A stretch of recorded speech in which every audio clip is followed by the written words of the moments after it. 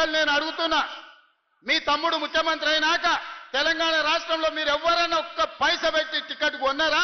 RTC bus బాజాబ్తా ఇయ్యాల మీరు ఉచితంగా ప్రయాణం చేస్తలేరా? మా అక్కల్ని ఒక్కసారి ఆలోచన చేయమంటున్నా.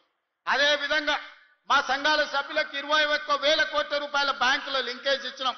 మా సంఘాల సభ్యులు వ్యాపారం చేస్తారు. అదానీలు అంబానీలే కాదు, సోలార్ పవర్ విద్యుత్ ప్లాంట్లు 1000 మెగావాట్ల ప్లాంట్ ఈ రోజు మా అక్కలకు పెత్తనం ఇచ్చింది. నిజం కాదా?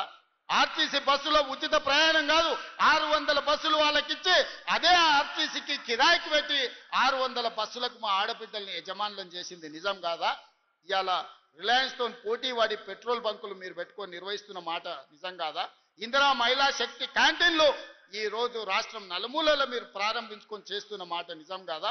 అమ్మ ఆదర్శ పాఠశాల పేరు మీద గ్రామాన కాంట్రాక్టర్ల చేతుల్లో పనులు పెడితే అవి తీసి మా ఆడబిడ్డల చేతులు పెట్టి అమ్మ ఆదర్శ పాఠశాల పేరు మీద పాఠశాలల నిర్వహణ మీ చేతిలో పెట్టలేదా? స్కూల్లో పిల్లలు బట్టలు కుట్టేది ఆనాడు పెద్ద పెద్ద కంపెనీలకు ఇస్తే ఈ రోజు మా ఆడబిడ్డలకు ఇచ్చిన మాట వాస్తవం కాదా? ఇవాళ మా అక్కల్ని ఆర్థికంగా నిలదొక్కునేలా చేసి 1 కోటి మంది ఆడబిడ్డల్ని కోటీశ్వరులను చెయ్యాలి.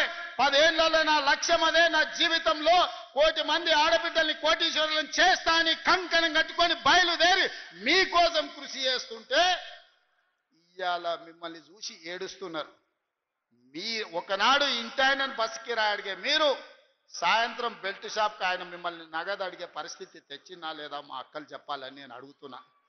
ఇవాళ పెత్తనం మా ఆడబిడ్డల చేతి ఉంటే పిల్లల చదువులు ఉంటాయి, ఇల్లు బాగుపడుతుందని ఇవాళ మా అక్కల చేతుల్లో పెత్తనం పెట్టిన మాట నిజం కాదా?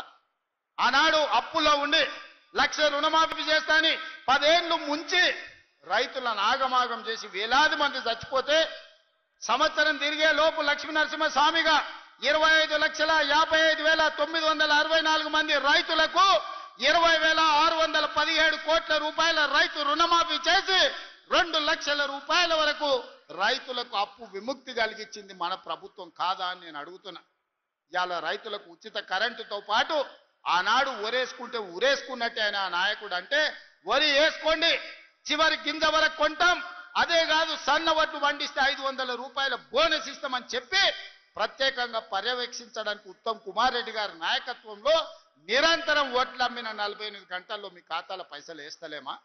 ఇవాళ రైతులను ఆదుకొని ప్రాజెక్టులు పూర్తి చెయ్యాలి అని మేము పనిచేస్తుంటే కడుపు మండి విషం జమ్ముతున్నారు ఈ రోజు రైతుల మీద.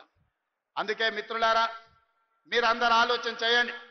ఈ ప్రభుత్వం మీ ప్రభుత్వం, ఈ ప్రభుత్వం మన ప్రభుత్వం, ఈ ప్రభుత్వం పేదోళ్ళ ప్రభుత్వం, ఈ ప్రభుత్వంలో దళితులు గిరిజనులు ఆదివాసులు తలెత్తుకునే ప్రభుత్వం.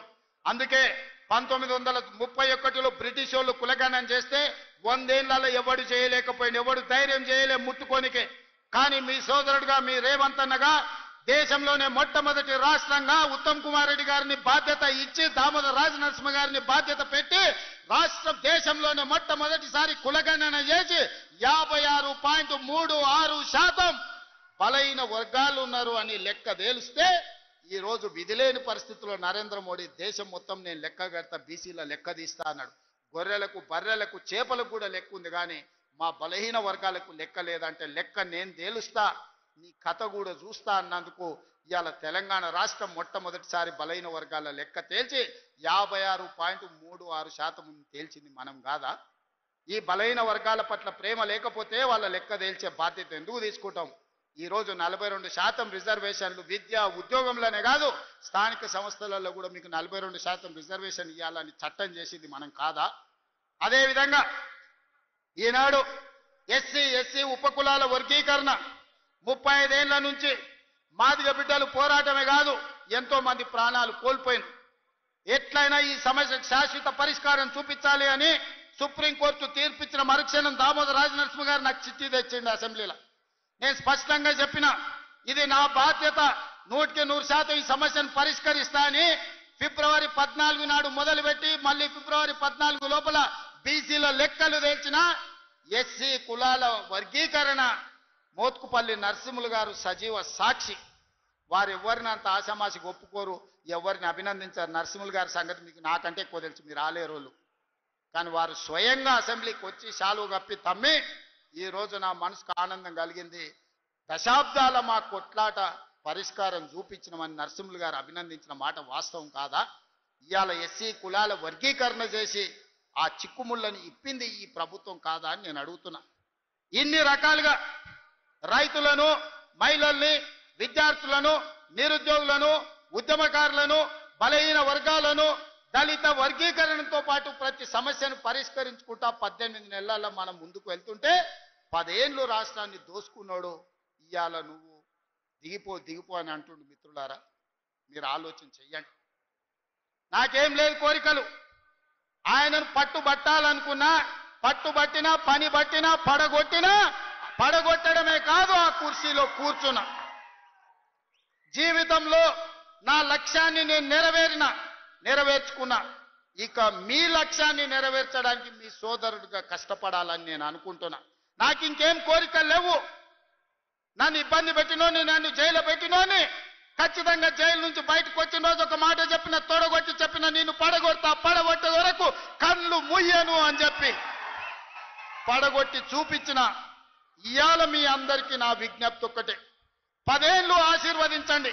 ఈ తెలంగాణ రాష్ట్రాన్ని $1 ట్రిలియన్ ఎకానమీగా మార్చి ప్రపంచానికి ఆదర్శంగా నిలబడి బెంగళూరు, చెన్నైయో, ముంబైయో, ఢిల్లీతో కాదు, న్యూయార్క్, టోక్యో, జపాన్ దేశాలతో పోటీ పడే విధంగా తెలంగాణ రాష్ట్రాన్ని అభివృద్ధి పదం వైపు నడిపించే శక్తిని మీరు ఇవ్వండి మిత్రులారా.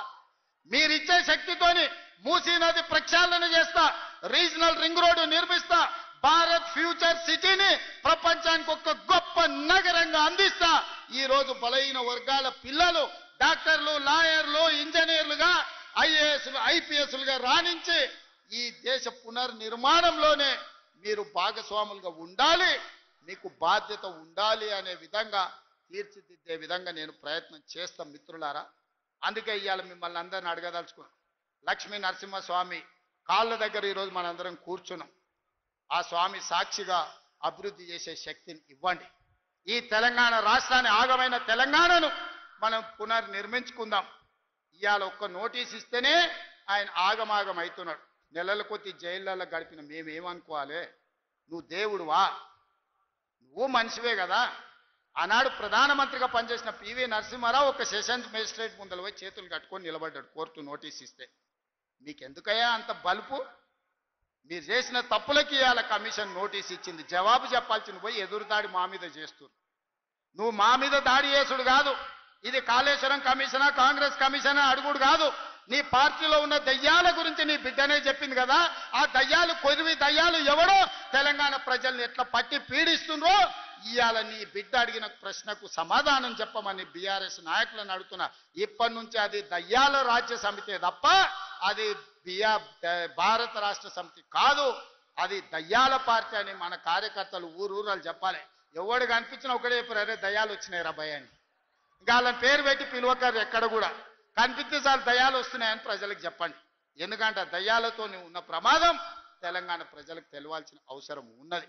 అందుకే మిత్రులారా, మళ్ళొక్కసారి చెప్తున్నా, మళ్ళసారి గెలవడానికి, ఆలేరు అభివృద్ధి చేయడానికి మీ సోదరుడికి ఏం మీకు కావాలనో, పరిష్కారం కావాలనో, ఏం అండగా నిలబడాలో మీరు చెప్పండి. అన్ని పనులు చేసి పెట్టే బాధ్యత నాది. ఎందుకంటే ఆలేరులో ప్రజలు మంచోళ్ళు, కొంచెం నాయకులు అక్కడిక్కడ ఉన్నా మీ అభివృద్ధి చేసే బాధ్యత నాది.